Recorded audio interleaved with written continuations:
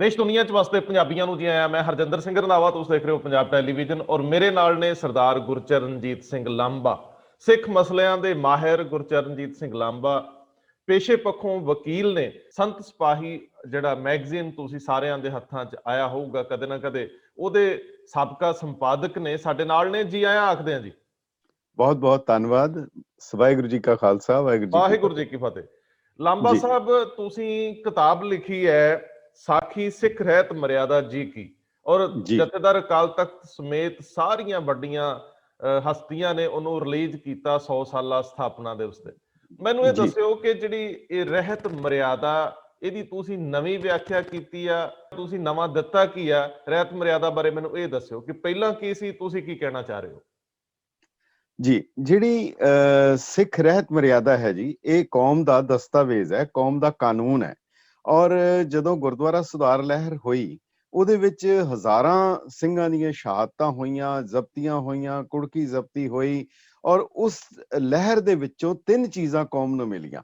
ਸਭ ਤੋਂ ਪਹਿਲੀ ਚੀਜ਼ ਜਿਹੜੀ ਉਸ ਲਹਿਰ ਦੇ ਵਿੱਚੋਂ ਮਿਲੀ, ਉਹਨਾਂ ਕੁਰਬਾਨੀਆਂ ਸਦਕਾ ਮਿਲੀ, ਉਹ ਸੀ ਸ਼੍ਰੋਮਣੀ ਗੁਰਦੁਆਰਾ ਪ੍ਰਬੰਧਕ ਕਮੇਟੀ। ਇਹ ਸਿੱਖ ਲਹਿਰ ਦਾ ਇੱਕ ਉਹਦਾ ਉਸਦੀ ਇਹ ਦੇਣ ਸੀ। ਦੂਜੀ ਚੀਜ਼ ਜਿਹੜੀ ਕੌਮ ਨੂੰ ਪ੍ਰਾਪਤ ਹੋਈ ਉਸ ਜਦੋ ਜਹਿਦ ਦੇ ਦੌਰਾਨ, ਉਹ ਸੀ ਸ਼੍ਰੋਮਣੀ ਅਕਾਲੀ ਦਲ। ਇਹ ਦੂਸਰੀ ਚੀਜ਼ ਸੀ। ਤੇ ਜਦੋਂ ਤੀਸਰੀ ਚੀਜ਼ ਜਿਹੜੀ ਕੌਮ ਨੂੰ ਪ੍ਰਾਪਤ ਹੋਈ ਸੀ, ਉਹ ਸੀਗੀ ਸਿੱਖ ਰਹਿਤ ਮਰਿਆਦਾ। ਇਹ ਤਿੰਨੋਂ ਜਿਹੜੇ ਹੈ ਗੁਰਦੁਆਰਾ ਸੁਧਾਰ ਲਹਿਰ ਦੀ ਇਹ ਪੰਥ ਦੀ ਝੋਲੀ ਵਿੱਚ ਪਾਈਆਂ। ਜਦੋਂ ਸਿੱਖ ਰਹਿਤ ਮਰਿਆਦਾ ਤਿਆਰ ਹੋ ਗਈ, ਔਰ ਉਹ ਤਿਆਰ ਇਸ ਤਰ੍ਹਾਂ ਨਹੀਂ ਹੋਈ ਜਿਵੇਂ ਆਮ ਤੌਰ ਤੇ ਹੋ ਜਾਂਦਾ ਜੀ, ਕਿਧਰੇ ਬੈਠੇ ਤੇ ਹੱਥ ਖੜੇ ਕਰੋ ਜੀ, ਜੈਕਾਰੇ ਛੱਡੋ, ਹੋ ਜਾਂਦਾ। ਨਹੀਂ, ਉਹਦੇ ਲਈ ਬਕਾਇਦਾ ਰਹੁ ਰੀਤ ਕਮੇਟੀ ਬਣਾਈ ਗਈ, ਔਰ ਉਸ ਦੇ ਵਿੱਚ ਕੌਮ ਦੇ ਉਸ ਵੇਲੇ ਦੇ ਸਾਰੇ ਵਿਦਵਾਨ, ਸਾਰੇ ਮਹਾਂਪੁਰਖ, ਸਾਰੇ ਜਿਸ ਦਾ ਵੀ ਕੋਈ ਨਾਂ ਲਿਆ ਜਾ ਸਕਦਾ ਸੀਗਾ ਉਸ ਵੇਲੇ, ਉਹਨਾਂ ਸਾਰਿਆਂ ਨੂੰ ਇਹਦੇ ਵਿੱਚ ਸ਼ਾਮਲ ਕੀਤਾ ਗਿਆ। ਉਹ ਰਹੁ ਰੀਤ ਕਮੇਟੀ ਬਣਾਈ। ਉਸ ਰਹੁ ਰੀਤ ਕਮੇਟੀ ਨੇ ਇਹ ਨਹੀਂ ਕਿ ਫਿਰ ਬੈਠ ਕੇ ਪਾਸ ਕਰ ਲਿਆ, ਉਹਨਾਂ ਨੇ ਇਸ ਦਾ ਖਰੜਾ ਤਿਆਰ ਕੀਤਾ। ਖਰੜਾ ਤਿਆਰ ਕਰਕੇ ਸਾਰੇ ਸੰਸਾਰ ਦੇ ਵਿੱਚ ਭੇਜਿਆ। ਜਿਹੜੀਆਂ ਰਾਏ ਆਈਆਂ ਉਹਨੂੰ ਫਿਰ ਦੁਬਾਰਾ ਭੇਜਿਆ, ਫਿਰ ਉਸਨੂੰ ਗਜ਼ਟ ਦੇ ਵਿੱਚ ਛਾਪਿਆ। ਫਿਰ ਜਦੋਂ ਆਈਆਂ, ਫਿਰ ਲੰਬੀਆਂ ਮੀਟਿੰਗਾਂ ਅਕਾਲ ਤਖਤ ਸਾਹਿਬ ਦੇ ਉੱਤੇ ਹੋਈਆਂ, ਫਿਰ ਉਸਨੂੰ ਦੁਬਾਰਾ ਖਰੜੇ ਭੇਜੇ।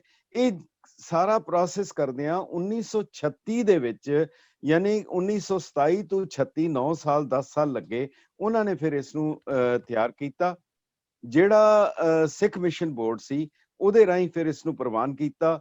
ਅਕਾਲ ਤਖਤ ਸਾਹਿਬ ਤੋਂ ਜਥੇਦਾਰ ਸਾਹਿਬ ਨੇ ਜਾਰੀ ਕੀਤਾ। ਉਸ ਵੇਲੇ ਸਰਕਾਰੀ ਤਸ਼ੱਦਦ ਸੀ, ਸ਼੍ਰੋਮਣੀ ਗੁਰਦੁਆਰਾ ਪ੍ਰਬੰਧਕ ਕਮੇਟੀ ਕੰਮ ਨਹੀਂ ਸੀ ਕਰ ਪਾ ਰਹੀ। ਉਸ ਵੇਲੇ ਲਾਹੌਰ ਦੇ ਵਿੱਚੋਂ ਇਹ ਪਹਿਲੀ ਵਾਰੀ ਜਿਹੜੀ ਸਿੱਖ ਰਹਿਤ ਮਰਿਆਦਾ 1936 ਦੇ ਵਿੱਚ ਛਾਪੀ ਗਈ।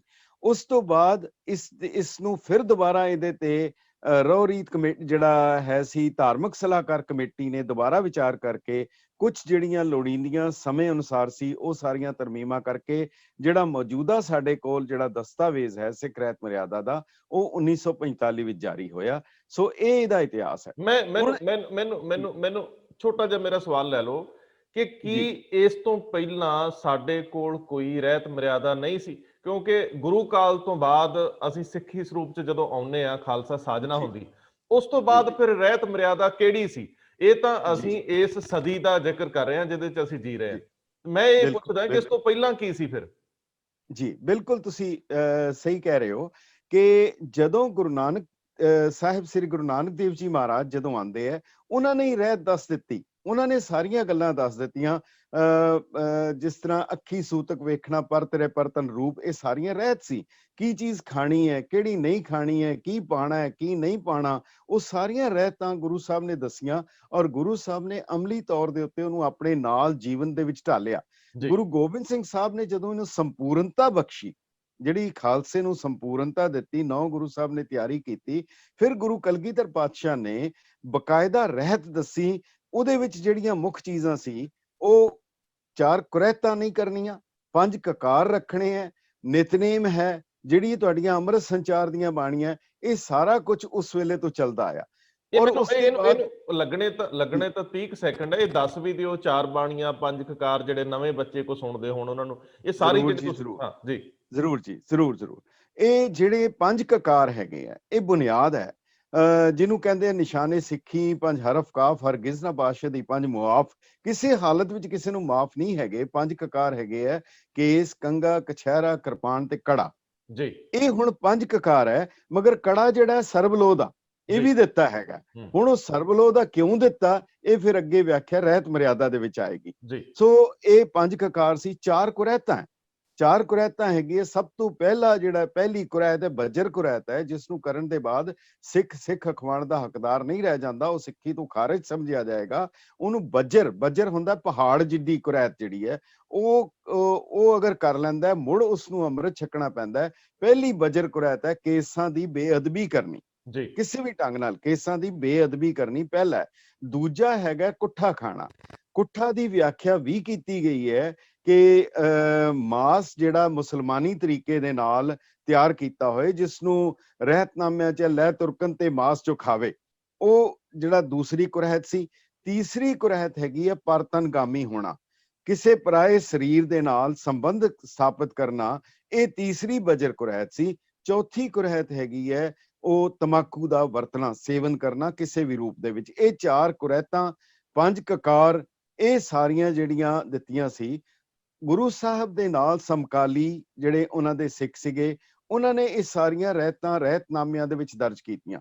ਪਰ ਚੂੰਕਿ ਉਹਨਾਂ ਦੀ ਭਾਸ਼ਾ 200-250 ਸਾਲ ਪੁਰਾਣੀ ਹੋ ਚੁੱਕੀ ਸੀ, ਕਈ ਚੀਜ਼ਾਂ ਵਿੱਚੋਂ ਤਬਦੀਲੀਆਂ ਆਉਂਦੀਆਂ, ਕਈ ਚੀਜ਼ਾਂ ਉਹਨੂੰ ਸਮਝਣ ਲਈ ਅੱਜ ਦੀ ਭਾਸ਼ਾ ਵਿੱਚ ਲੋੜ ਸੀ।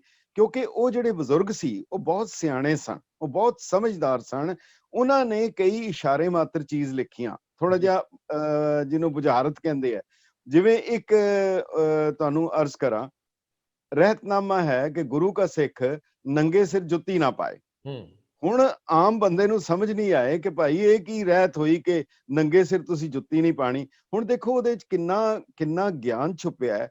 ਉਹਨਾਂ ਨੂੰ ਪਤਾ ਸੀ ਕਿ ਜੇ ਬੰਦਾ ਬਾਹਰ ਜਾਏਗਾ ਤੇ ਉਹ ਬਾਹਰ ਜਾਏਗਾ ਨੰਗੇ ਪੈਰੀ ਨਹੀਂ ਜਾਏਗਾ, ਜੁੱਤੀ ਪਾਏਗਾ। ਸੋ ਉਹਨਾਂ ਨੇ ਇਹ ਨਹੀਂ ਕਿਹਾ ਕਿ ਤੂੰ ਨੰਗੇ ਸਿਰ ਬਾਹਰ ਨਾ ਜਾ, ਉਹਨਾਂ ਕਿਹਾ ਨੰਗੇ ਸਿਰ ਜੁੱਤੀ ਨਾ ਪਾ।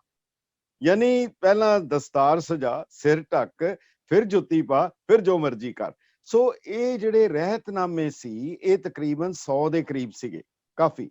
ਅੱਛਾ, ਮੈਨੂੰ ਜ਼ਰੂਰ ਇਹ ਦੱਸਦੇ ਜਾਇਓ ਕਿ ਗੁਰੂ ਕਾਲ ਚ ਜਦੋਂ ਸ਼੍ਰੀ ਅਕਾਲ ਤਖਤ ਸਾਹਿਬ ਅਜੇ ਹੋਂਦ ਚ ਨਹੀਂ ਆਉਂਦੇ, ਉਦੋਂ ਜੇ ਕੋਈ ਅਵੱਗਿਆ ਕਰਦਾ ਸੀ, ਇਹ ਕੁਰੈਤਾਂ ਜਿਹਨੂੰ ਅਸੀਂ ਜੀਵਨ ਜਾਚ ਵੀ ਕਹਿੰਦੇ ਗੁਰੂ ਸਾਹਿਬਾਂ ਵੱਲੋਂ ਦਿੱਤੀ, ਤੇ ਉਸ ਵੇਲੇ ਕੋਈ ਪ੍ਰਾਵਧਾਨ ਕੀ ਸੀਗੇ ਸਜ਼ਾ ਦੇ, ਕਿਸੇ ਨੂੰ ਛੇਕਣ ਦੇ, ਕਿਸੇ ਨਾਲ ਵਿੱਥ ਬਣਾਉਣ ਦੇ, ਦੂਰੀ ਬਣਾਉਣ ਦੇ?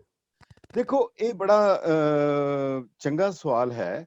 ਜਿਵੇਂ ਕਿ ਗੁਰੂ ਕਾਲ ਦੇ ਵਿੱਚ, ਕਿਉਂਕਿ ਗੁਰੂ ਸਾਹਿਬ ਖੁਦ ਹਾਜ਼ਰ ਸਨ, ਗੁਰੂ ਸਾਹਿਬ ਹਾਜ਼ਰ ਸਨ। ਜਿਵੇਂ ਜਿਹੜੇ ਰਬਾਬੀ ਸਨ ਉਹਨਾਂ ਨੇ ਇਨਕਾਰ ਕਰ ਦਿੱਤਾ, ਹਰਮੰਦਰ ਸਾਹਿਬ ਕੀਰਤਨ ਕਰਨ ਲੱਗਿਆ। ਗੁਰੂ ਸਾਹਿਬ ਨੇ ਉਹਨਾਂ ਨੂੰ ਕਿਹਾ ਠੀਕ ਹੈ ਤੁਸੀਂ ਜਾਓ, ਸੰਗਤ ਕੀਰਤਨ ਕਰ ਲੇਗੀ ਜੀ। ਬਿਲਕੁਲ ਜਦੋਂ ਬਾਬਾ ਰਾਮ ਰਾਏ ਜੀ ਨੇ ਇੱਕ ਲਫ਼ਜ਼ ਦੀ, ਅੱਖਰ ਦੀ ਬੇਅਦਬੀ ਕੀਤੀ, ਜਦੋਂ ਔਰੰਗਜ਼ੇਬ ਕੋਲ ਗਏ ਹੈ ਤਾਂ ਉਹਨਾਂ ਨੇ ਮਿੱਟੀ ਮੁਸਲਮਾਨ ਕੀ ਜਗ੍ਹਾ ਮਿੱਟੀ ਬੇਈਮਾਨ ਕੀ ਕਹਿਤਾ, ਤੇ ਉਹਦੀ ਸਜ਼ਾ ਇਹ ਹੋਈ ਕਿ ਗੁਰੂ ਸਾਹਿਬ ਨੇ ਉਹਨਾਂ ਨੂੰ ਕਹਿਤਾ ਕਿ ਜਿੱਧਰ ਤੁਹਾਡਾ ਮੂੰਹ ਹੈ ਉਧਰ ਚਲੇ ਜਾਓ, ਮੇਰੇ ਮੱਥੇ ਨਾ ਲੱਗੋ। ਹੁਣ ਹਰ ਰਾਏ ਜੀ, ਰਾਮ ਰਾਏ ਜੀ ਵੱਡੇ ਸਪੁੱਤਰ ਹੈ, ਵੱਡੇ ਸਾਹਿਬਜ਼ਾਦੇ ਹੈ, ਸ਼੍ਰੀ ਹਰਕ੍ਰਿਸ਼ਨ ਜੀ ਛੋਟੇ ਹੈ। ਮਗਰ ਉਹਨਾਂ ਨੇ ਇਹ ਕਹਿ ਦਿੱਤਾ, ਹੁਕਮ ਕਰ ਦਿੱਤਾ ਕਿ ਜਿਹੜਾ ਰਾਮ ਰਾਏ ਦੇ ਮੱਥੇ ਲੱਗੇਗਾ ਉਹਦੇ ਸਾਰੇ ਕੀਤੇ ਚੰਗੇ ਕੰਮ ਖੂਹ ਖਾਤੇ ਹੋਣਗੇ, ਤੇ ਸ੍ਰੀ ਹਰਕ੍ਰਿਸ਼ਨ ਤੇ ਆਈਏ ਜਿਸ ਡਿੱਠੇ ਸਭ ਦੁੱਖ ਜਾਏ, ਇਸ ਆਸ਼ੇ ਦਾ ਗੁਰੂ ਸਾਹਿਬ ਨੇ ਹੁਕਮ ਜਾਰੀ ਕਰ ਦਿੱਤਾ। ਤੇ ਉਹ ਯਾਨੀ ਉਹਨਾਂ ਨੂੰ ਛੇਕ ਦਿੱਤਾ, ਯਾਨੀ ਜਿਹੜਾ ਜਿਸ ਤਰੀਕੇ ਦੇ ਨਾਲ ਆਂਦਾ ਹੈ ਸਾਕਤ ਤੋਂ ਦੂਰ ਜਾਓ, ਇਹਨਾਂ ਦੀ ਸੰਗਤ ਨਾ ਕਰੋ, ਇਹ ਉਹਨਾਂ ਦਾ ਪ੍ਰਾਵਧਾਨ ਸੀਗਾ, ਇਹ ਉਹਨਾਂ ਦਾ ਸਿਸਟਮ ਸੀਗਾ ਗੁਰੂ ਸਾਹਿਬ ਦਾ ਕਰਨਾ। ਔਰ ਉਸ ਤੋਂ ਬਾਅਦ ਫਿਰ ਇਸ ਨੂੰ ਬਕਾਇਦਾ ਕਰ ਦਿੱਤਾ ਗਿਆ। ਜਦੋਂ ਗੁਰੂ ਗੋਬਿੰਦ ਸਿੰਘ ਸਾਹਿਬ ਨੇ ਅੰਮ੍ਰਿਤ ਛਕਾਇਆ, ਉਹਦੇ ਵਿੱਚ ਕਰ ਦਿੱਤਾ ਕਿ ਜੇ ਕਿਸੇ ਕੋਲੋਂ ਅਵੱਗਿਆ ਹੋਈ ਹੈ, ਛੋਟੀ ਅਵੱਗਿਆ ਹੋਈ ਹੈ, ਤਾਂ ਉਹ ਪੰਜ ਪਿਆਰਿਆਂ ਦੇ ਪੇਸ਼ ਹੋ ਕੇ ਜਾਂ ਸੰਗਤ ਵਿੱਚ ਪੇਸ਼ ਹੋ ਸਕਦਾ ਹੈ। ਜਿਵੇਂ ਗੁਰੂ ਗੋਬਿੰਦ ਸਿੰਘ ਸਾਹਿਬ ਨੇ ਵੀ ਜਦੋਂ ਦਾਦੂ ਦੀ ਕਬਰ ਨੂੰ ਸਲਾਮ ਕੀਤਾ ਸੀ, ਤੇ ਸਿੰਘਾਂ ਨੇ ਕਿਹਾ ਸੀਗਾ ਕਿ ਤੁਸੀਂ ਇਸ ਕਬਰ ਨੂੰ ਸਲਾਮ ਕਰਕੇ ਆਪਣੇ ਹੁਕਮ ਦੀ ਉਲੰਘਣਾ ਕੀਤੀ ਹੈ ਤੇ ਤੁਹਾਨੂੰ ਤਨਖਾਹ ਲੱਗੇਗੀ। ਗੁਰੂ ਸਾਹਿਬ ਨੇ ਇਹ ਜਾਂਚ ਸਿਖਾਉਣ ਲਈ ਉਹਨਾਂ ਦੇ ਅੱਗੇ ਸਿਰ ਝੁਕਾ ਦਿੱਤਾ। ਪਰ ਜਿਹੜੀਆਂ ਚਾਰ ਬੱਜਰ ਕੁਰੈਤਾਂ, ਅਗਰ ਉਹ ਅਵੱਗਿਆ ਹੋ ਜਾਂਦੀ ਹੈ, ਉਹਦਾ ਗੁਰੂ ਸਾਹਿਬ ਨੇ ਦਿੱਤਾ ਕਿ ਤੁਹਾਨੂੰ ਮੁੜ ਦੁਬਾਰਾ ਅੰਮ੍ਰਿਤ ਛਕਣਾ ਪਏਗਾ, ਦੁਬਾਰਾ ਤੁਹਾਨੂੰ ਮੁੜ ਪੰਜ ਪਿਆਰਿਆਂ ਦੇ ਪੇਸ਼ ਹੋਣਾ ਪਏਗਾ, ਔਰ ਉਹਦੇ ਸਜ਼ਾ ਲੱਗਣ ਤੋਂ ਬਾਅਦ ਤੁਹਾਨੂੰ ਉਸਦਾ ਜਿਹੜਾ ਕਫਾਰਾ ਹੈ ਜਾਂ ਉਸ ਤੋਂ ਨਜਾਤ ਤਾਂ ਮਿਲੇਗੀ ਜੀ। ਅੱਛਾ, ਮੈਨੂੰ ਲਾਂਬਾ ਸਾਹਿਬ ਇਹ ਜ਼ਰੂਰ ਦੱਸਿਓ ਕਿ ਜਦੋਂ ਗੁਰਬਾਣੀ ਮੁਕੰਮਲ ਜੀਵਨ ਜਾਚ ਹੈ। ਸਾਨੂੰ ਇਹ ਸਾਰਾ ਕੁਝ ਜਿਹੜਾ ਜੀਵਨ ਦੇ ਵਿੱਚ ਰਹਿ ਕੇ ਕਿਵੇਂ ਚੱਲਣਾ ਹੈ ਉਹ ਗੁਰਬਾਣੀ ਦੇ ਵਿੱਚ ਦੱਸਦਾ। ਅੱਜ ਦੀ ਜਿਹੜੀ ਰਹਿਤ ਮਰਿਆਦਾ ਜਿਹੜੀ ਤੁਸੀਂ ਕਹਿੰਦੇ ਹੋ 1945 ਚ ਹੋਣ ਚਾਹੁੰਦੀ ਹੈ, ਕਿ ਉਸ ਗੁਰਬਾਣੀ ਦੇ ਆਸ਼ੇ ਅਨੁਸਾਰ ਹੀ, ਕਿਉਂਕਿ ਜੇ ਸਾਰੀ ਗੁਰਬਾਣੀ ਨੂੰ ਤੁਸੀਂ ਨਿਚੋੜ ਵਜੋਂ ਕੱਢਣਾ ਹੋਵੇ ਤੇ ਤੁਹਾਨੂੰ ਬੜੀ ਗਹਿਨ ਉਹਦੀ ਜਿਹੜੀ ਐਨਾਲਾਈਜ਼ ਉਹਨੂੰ ਕਰਨਾ ਪਏਗਾ, ਉਹਦਾ ਬਹੁਤ ਅਧਿਐਨ ਕਰਨਾ ਪਏਗਾ।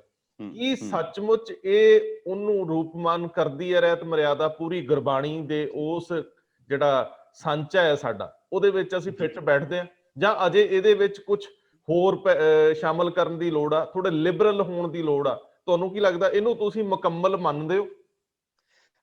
ਬੜਾ ਸਿੰਪਲ ਹੈ ਜੀ, ਕਿ ਜਦੋਂ ਗੁਰੂ ਸਾਹਿਬ ਨੇ ਜਦੋਂ ਇਹ ਰਹਿਤ ਬਣਾਈ ਸੀ, ਜੋ ਉਹਨਾਂ ਨੇ ਰਹਿਤ ਦੱਸੇ, ਹੁਣ ਜਿਹੜਾ ਸਵਾਲ ਹੈ ਕਿ ਕੀ ਗੁਰੂ ਗ੍ਰੰਥ ਸਾਹਿਬ ਜਦੋਂ ਮੁਕੰਮਲ ਹੈ ਫਿਰ ਕਿਸੇ ਚੀਜ਼ ਦੀ ਹੋਰ ਲੋੜ ਕੀ ਸੀਗੀ? ਜੀ, ਗੱਲ ਇਹ ਹੈ ਕਿ ਦੇਖੋ ਇਹਦੇ ਚ ਬੜਾ ਸਪਸ਼ਟ ਹੈ ਕਿ ਸਾਹਿਬ ਸ੍ਰੀ ਗੁਰੂ ਅਰਜਨ ਦੇਵ ਜੀ ਵੇਲੇ ਉਸ ਸਮੇਂ ਗੁਰੂ ਗ੍ਰੰਥ ਸਾਹਿਬ ਮੁਕੰਮਲ ਹੋ ਗਿਆ, ਹਰਮੰਦਰ ਸਾਹਿਬ ਮੁਕੰਮਲ ਹੋ ਗਿਆ, ਕੀਰਤਨ ਮੁਕੰਮਲ ਹੋ ਗਿਆ, ਕੀਰਤਨ ਦੀ, ਕਥਾ ਦੀ, ਨੇਮ ਦੀ, ਬਾਣੀ ਦੀ ਹਰ ਚੀਜ਼ ਹੋ ਗਈ, ਪਰ ਅਜੇ ਸੰਪੂਰਨਤਾ ਨਹੀਂ ਸੀ ਹੋਈ। ਅਜੇ ਅਕਾਲ ਤਖਤ ਬਣਨਾ ਸੀ, ਅਜੇ ਸ਼ਹਾਦਤਾਂ ਹੋਣੀਆਂ ਸੀ, ਅਜੇ ਦੂਜੇ ਧਰਮ ਦੀ ਖਾਤਰ, ਤਿਲਕ ਜੰਜੂ ਦੀ ਖਾਤਰ ਕੁਰਬਾਨੀਆਂ ਹੋਣੀਆਂ ਸੀ, ਅਜੇ ਖਾਲਸੇ ਦੀ ਸਿਰਜਣਾ ਹੋਣੀ ਸੀ, ਜਿਸ ਨੇ ਇਸ ਦੇ ਉੱਤੇ ਪਹਿਰਾ ਦੇਣਾ ਸੀ।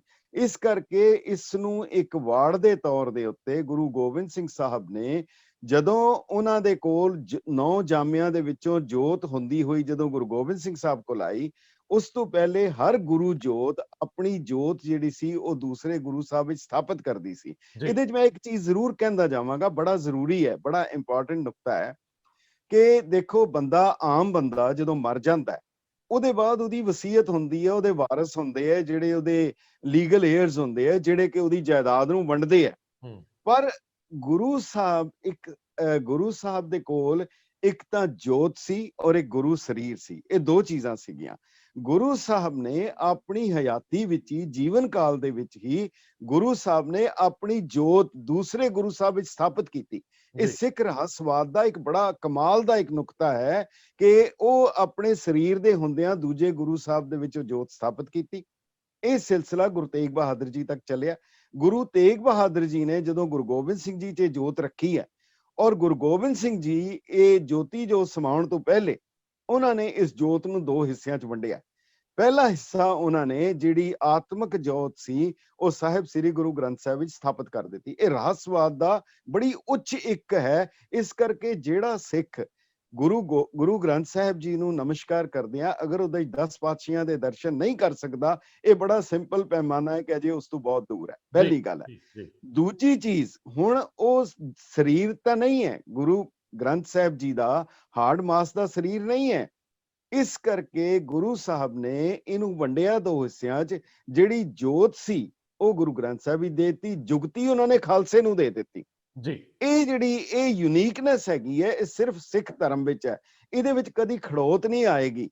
ਅੱਜ ਕੋਈ ਐਸਾ ਧਰਮ ਨਹੀਂ ਹੈ, ਜੇ ਐਸਾ ਹਿੰਦੂਇਜ਼ਮ ਵਿੱਚ ਨਹੀਂ ਹੈ ਕਵੀ ਜੀ ਇਹ ਸ਼੍ਰੀ ਰਾਮਚੰਦਰ ਜੀ ਦਾ ਹੁਕਮ ਹੈ, ਇਹ ਸ਼੍ਰੀ ਕ੍ਰਿਸ਼ਨ ਦਾ ਹੁਕਮ ਹੈ, ਜਾਂ ਇਸਲਾਮ ਨਹੀਂ ਕਹਿ ਸਕਦਾ ਕਿ ਇਹ ਮੁਹੰਮਦ ਸਾਹਿਬ ਦਾ ਹੁਕਮ ਹੈ। ਪਰ ਖਾਲਸੇ ਨੂੰ ਇਹ ਅਧਿਕਾਰ ਦੇ ਦਿੱਤਾ ਗੁਰੂ ਸਾਹਿਬ ਨੇ।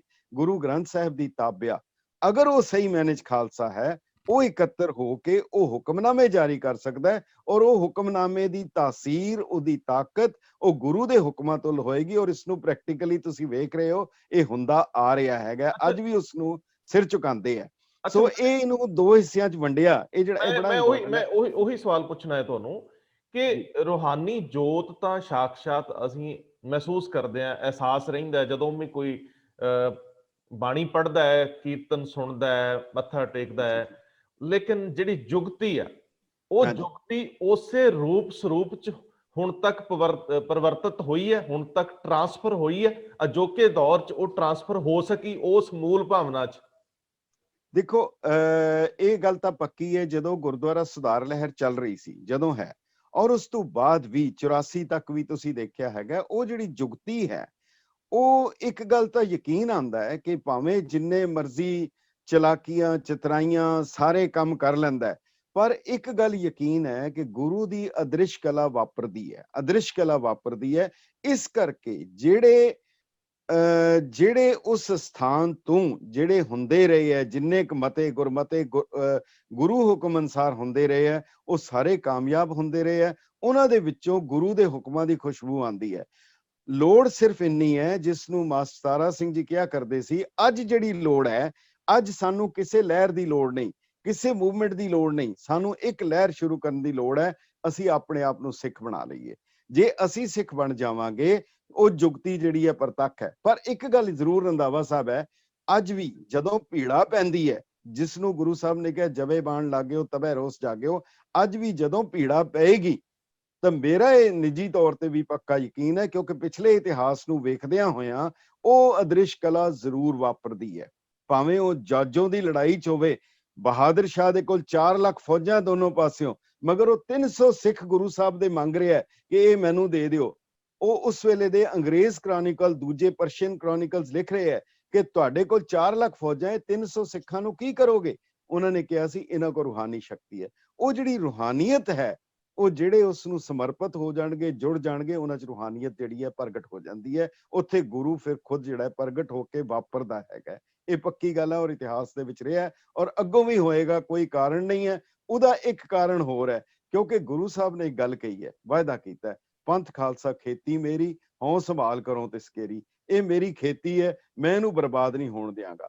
ਔਰ ਗੁਰੂ ਦੇ ਅਗਰ ਬਚਨ ਹੈਗੇ ਆ ਤਾਂ ਉਹ ਬਿਰਥੇ ਨਹੀਂ ਜਾ ਸਕਦੇ। ਲੋੜ ਕਮੀ ਸਾਡੇ 'ਚ ਹੈ, ਉਹਨਾਂ ਹੁਕਮਾਂ 'ਚ, ਉਹਨਾਂ ਅਸੂਲਾਂ 'ਚ ਕੋਈ ਕਮੀ ਨਹੀਂ ਹੈ। ਅੱਛਾ, ਜਿਹੜਾ ਤੁਸੀਂ ਗਹਿਨ ਅਧਿਐਨ ਕੀਤਾ ਹੈ, ਮੈਂ ਸਮਝਣਾ ਚਾਹੂੰਗਾ ਕਿ ਜਦੋਂ ਤੁਸੀਂ ਕਹਿੰਦੇ ਹੋ ਕਿ ਸਿੱਖ ਬਣਨ ਦੀ ਲੋੜ ਹੈ, ਲੇਕਿਨ ਮੈਨੂੰ ਇੰਜ ਲੱਗਦਾ ਕਿ ਪਹਿਲਾਂ ਸਿੱਖੀ ਨੂੰ ਸਮਝਣ ਦੀ ਲੋੜ ਆ। ਸਿੱਖ ਤਾਂ ਬੰਦਾ ਆਪੇ ਬਣ ਜਾਊ ਜੇ ਸਮਝ ਗਿਆ।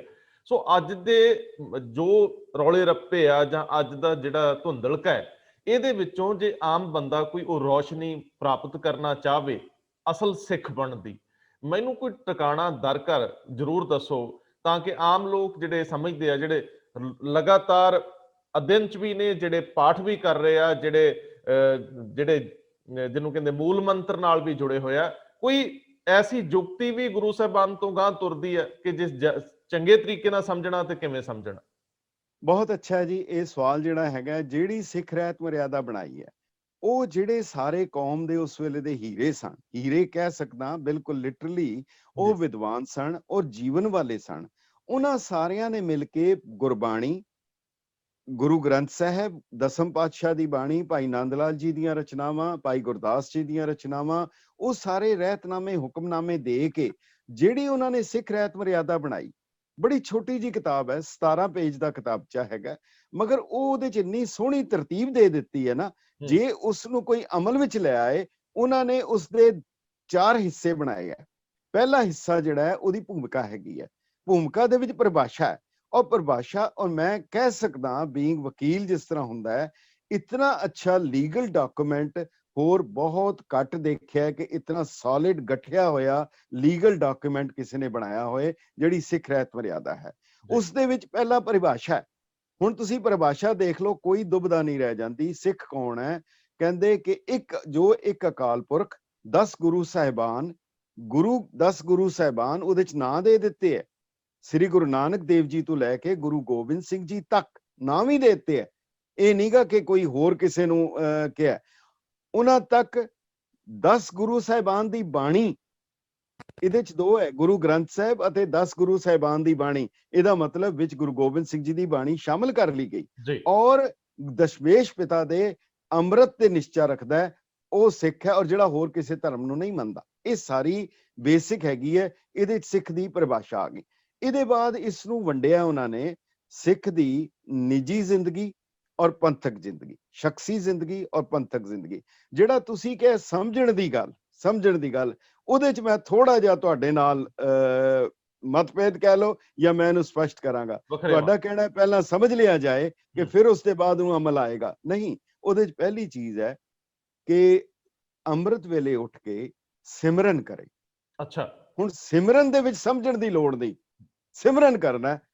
ਜਿਵੇਂ ਬੱਚਾ ਹੈ, ਉਹਨੂੰ ਭੇਜ ਦਿਓ ਜੀ 2 ਦੂਣੀ 4, 2 ਤੀਆ 6, 2 ਚੌਕਾ 8, ਉਹ ਯਾਦ ਕਰਦਾ, ਉਹ ਪੜ੍ਹੀ ਜਾਂਦਾ। ਉਹਨੂੰ ਨਹੀਂ ਪਤਾ ਕਿ ਉਹ ਕੀ ਮਤਲਬ ਹੈ, ਉਹ ਊੜਾ ਐੜਾ ਕਰੀ ਜਾਂਦਾ। ਸਿਮਰਨ ਦੀ ਕੋਈ ਜੀ ਪਰਿਭਾਸ਼ਾ ਵੀ ਹੈ ਕਿ ਸਿਮਰਨ ਕੀ ਕਰਨਾ ਹੈ? ਸਿਮਰਨ ਅਕਾਲ ਪੁਰਖ ਦਾ ਕਰਨਾ ਹੈ, ਅਕਾਲ ਪੁਰਖ ਦਾ ਧਿਆਨ ਧਰ ਕੇ ਉਹਦਾ ਸਿਮਰਨ ਕਰੇ, ਵਾਹਿਗੁਰੂ ਦਾ ਸਿਮਰਨ ਕਰੇ। ਸਿੰਪਲ ਦੇ ਦਿੱਤਾ। ਹੁਣ ਉਸਦੇ ਜਿਹੜੇ ਗੁਣ ਹੈਗੇ ਆ ਉਹ ਉਹਨਾਂ ਨੇ ਮੂਲ ਮੰਤਰ ਵਿੱਚ ਦੇ ਦਿੱਤੇ ਹੈਗੇ ਆ ਕਿ ਜਿਹੜਾ ਨਿਰਭਉ ਹੈ, ਨਿਰਵੈਰ ਹੈ, ਉਹਦਾ ਕੋਈ ਨਿਰਾਕਾਰ ਹੈ, ਉਹ ਉਹਨਾਂ ਨੇ ਦੇ ਦਿੱਤੇ। ਸੋ ਉਹਦਾ ਧਿਆਨ ਧਰ ਕੇ ਉਹ ਵਾਹਿਗੁਰੂ ਦਾ ਸਿਮਰਨ ਕਰੇ। ਇਹ ਸਿਮਰਨ ਜਿਹੜੀ ਬੁਨਿਆਦ ਹੈ ਸਿੱਖ ਰਹਿਤ ਮਰਿਆਦਾ ਦੀ, ਸਿੱਖੀ ਦੀ।